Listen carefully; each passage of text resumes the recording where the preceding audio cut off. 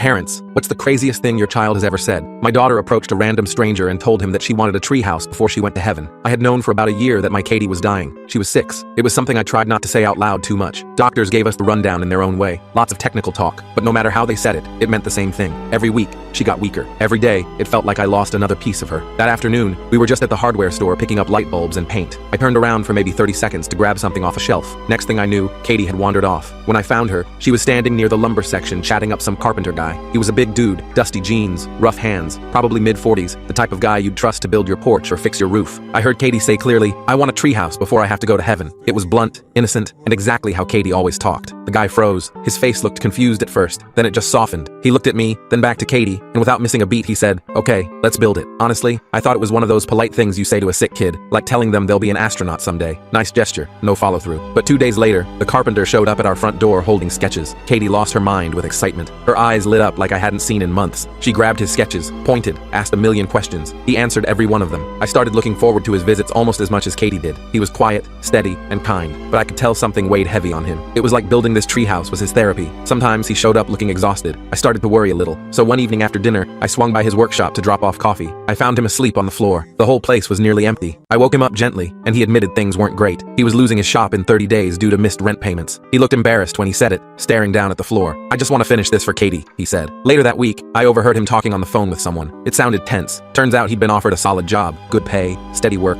Only catch was, it meant leaving town for 6 weeks, long enough that Katie might not have her treehouse in time. He turned it down, didn't even hesitate. He kept building. Then, we got news that Katie was running out of time even faster than we'd thought. Doctors gave us a few weeks at best. I drove home in a daze, numb hands gripping the wheel. That night, Katie asked me quietly, "Daddy, will my treehouse be finished in time?" It crushed me. I knew I had to do something. I picked up my phone and started calling. Friends, neighbors, people from the hospital. I told them about Katie, about the carpenter, about the treehouse, and how this guy was risking everything just to make her wish come true. People listened. One nurse posted our story online after Katie mentioned it during a treatment. Messages and calls started flooding in. Then the worst happened. On the morning the carpenter got evicted, he called me sounding broken. "They took my tools. They took my wood. I can't finish it." I told him to hold tight. Help was already on the way. Later that afternoon, the trucks started rolling in. First, just one, then another, and then suddenly, the whole street filled with them. Contractors, builders, neighbors, even people we didn't know showed up. They brought lumber, tools, ladders, everything we needed. The whole neighborhood pitched in all weekend. Katie sat bundled in blankets watching every piece come together. She smiled bigger than I'd seen in months, cheering everyone on. When it was finally done, we helped her climb up, and she called it her sky party. Everyone gathered around smiling and laughing with her. It was magic.